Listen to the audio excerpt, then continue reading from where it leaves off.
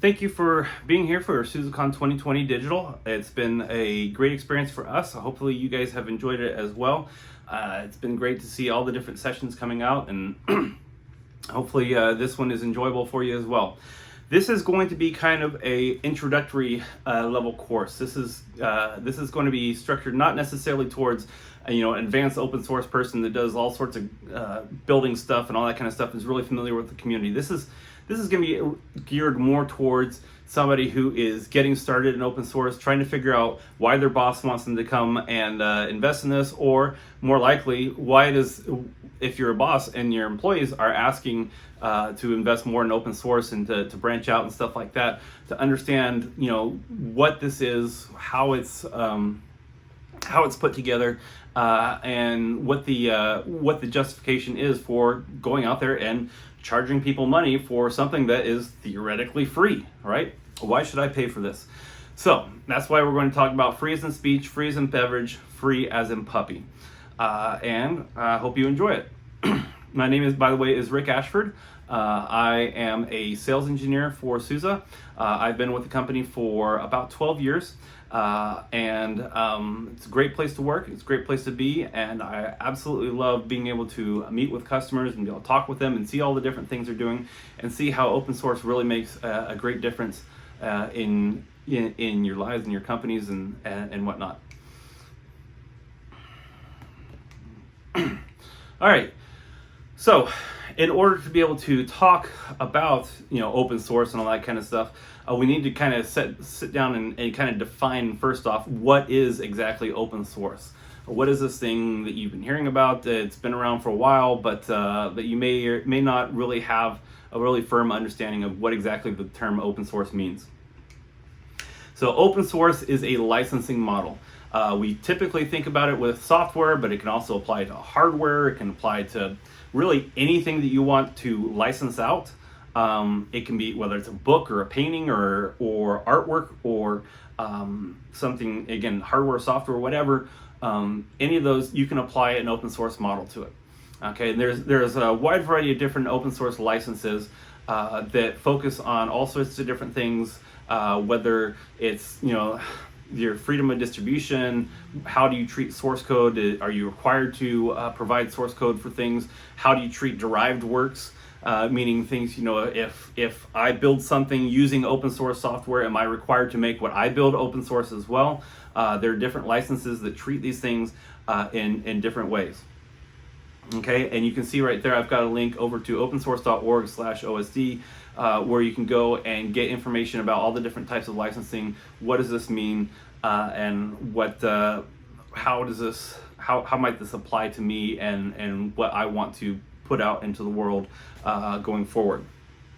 Now, for the purposes of this conversation, we're going to talk about two aspects to this that are most popularly thought of when you think of open source.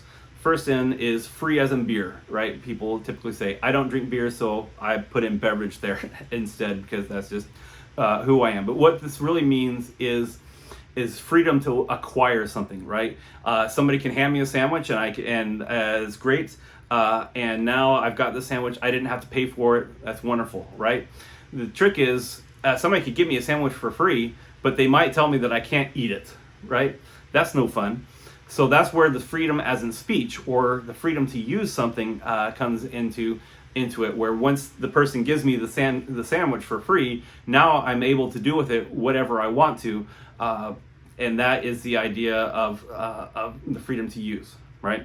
So we want to be this brings a lot of interesting things to the table in terms of what we want to do, right? Because not only can we get things for free, but we can also then do things with them. We have the freedom to do things with them. The other thing we want to talk about is just the idea of the open part of open source, right? Because when you see the word source, you're really thinking of code, right? Well, there's a little bit more to being open than just providing code. And here at SUSE, we really strongly believe in this. That it's more than just throwing some source code over the wall and seeing and hoping somebody does something with it, but just we don't want to just throw stuff over the wall and walk away and and never look at it again, right? The idea of being open is also the idea of community, being able to work with other people with diverse backgrounds, with diverse opinions, with different skill sets, to be able to create something and make something new that's useful to everybody. And of course, when in order to work in this community, you're going to have to collaborate. You're going to have to, communicate. You're going to have to do all these things together. Another thing that's important is open standards. The idea that we agree on how we're going to implement certain things so that what I do can build on top of what somebody else has done. And then you can come over and build something off of what I've done and what that other person is, and so forth and so forth. People are building things on top of each other that all interoperate with each other because we've agreed on standards ahead of time. So this is really important to being able to truly be open, right? Is not just providing people with source code, but also being part of the community, sharing, working with people, building together, and creating things that other people can build on top of. All right, so most people, when they think of open source, the first thing that comes into mind is Linux, right? You're at a Linux vendors conference. I'm sure that you have heard of it in some way, shape, or form. But we're going to talk a little bit about some of the underpinnings because it really applies going forward as well to other things beyond just the operating system here. All right, so one of the terms you'll hear thrown around is the idea of a Linux distribution. What is a distribution? Well, Linux itself is something called a kernel, and the kernel is kind of the heart of the operating system. It's what interacts with the hardware, abstracts out all the different pieces and stuff like that. You have device drivers that it uses to be able to translate system calls down to the individual hardware language and for whatever's in your system. And that kernel, that is the very heart of it, that is what is Linux, right? Well, there's lots of other things you need to be able to have a working computing system. And so what people will do is they'll take the Linux kernel and then they'll wrap around it anywhere from hundreds to thousands to tens of thousands of different open source packages, bring them all together and organize them and prepare what's called a Linux distribution, because they're going to gather all this stuff together and they are going to distribute it out for other people to use. So that's how you get different Linux distributions. So one of the common questions I get asked is, what makes you different from everybody else, right? Because when you look at, especially a Linux distribution, we all have a lot of things in common, right? You're using the Linux kernel, you're using Bash, you're using, the Xorg server or Wayland now, or systemd, or all these kind of things that people have in common, right? So what makes you different? And what the idea of a Linux distribution is that you're looking at the philosophy of whatever it is that somebody wanted to get done with their operating system. Excuse me. One person wanted to get X, Y, and Z done. Another person said, well, I like X and Y, but I don't really care about Z, and I really want to have A, B, C. And so they create their own distribution to get done what they want to do. And then somebody else does something and says, well, all these other ones aren't doing exactly what I want, so I'm going to create my own distribution, right? So they've taken and distilled down all these millions of different lines of code that's been combined into all these different projects and organized it all together to get something done. It has a specific philosophy behind it. So that's what's really the differences between the distributions, is looking at the philosophy and the organizations that are behind that particular Linux distribution. All right, and then so the next question that you get after you talk about this is just, wait a second, you're like, this is a lot of work, right? This is not something that just happens overnight, and all this stuff is free. And the answer is yes, it is free. It is free as in beverage, it's free as in speech, but it's also free as in puppy. So look at these cute little eyes right here. This is Maggie. Maggie is the new puppy that my children got a couple months ago. And when I say new puppy, I do mean new puppy. This is how dedicated I am to my SUSECON session. For my demo, I allowed my children to have a new free puppy, right? And the air quotes up here is because while it was definitely free to acquire, and I'm free to use her, train her, teach her, do all those kind of things, it did not cost me nothing, right? So the first day that we had our brand new free puppy, we had to go to PetSmart and $500 later, we walked out and we had a crate, we had a bed, we had chew toys, we had her harness, we had her leash, we had a sweater for her because my twin daughters thought that was very, very important for a dog that lives in Texas to have a sweater. And then in addition to that, we had to have all sorts of cleaning supplies that we didn't necessarily have on hand before. You can actually see that nice little angelic look that she has on her face right there. That was actually just after she went to the bathroom on my floor. And we had to get the cleaning supplies to go in there and clean it up and everything like that. So even from a time standpoint of cleaning up after it, teaching her not to chew on things, all that kind of stuff, even though I did get her for free, and I do have absolutely the freedom to use her and to teach her and to train her and have her play with my kids and all that kind of stuff and play with her myself. It is not necessarily free. All right, she is free as a puppy. So how does this translate over from a literal dog over to the software space? And specifically, we're talking about Linux right here, but it applies to other things as well. What are some of these hidden puppy costs of doing your own Linux distribution based off of all the community code that's out there? Well, for starters, there is hardware certification, right? Making sure that everything you're putting together is actually going to run on the servers that the hardware vendors are creating out there for you, right? Making sure that the device drivers are there, making sure that this one doesn't conflict with that one, all that kind of stuff. There's a lot of work and effort that goes into making sure that servers work straight out of the box for your Linux distributions. Along with the hardware comes the software, right? The hardware is what's underneath your OS. The software is what's on top of it, making sure that your applications will function, that they have all the dependencies that they need, that they have a secure space to be able to do it, that there's not going to be conflicts or anything like that. All that requires certification. That takes time and effort as well. Security certification, right? Especially if you are working in a regulated industry and stuff like that, right?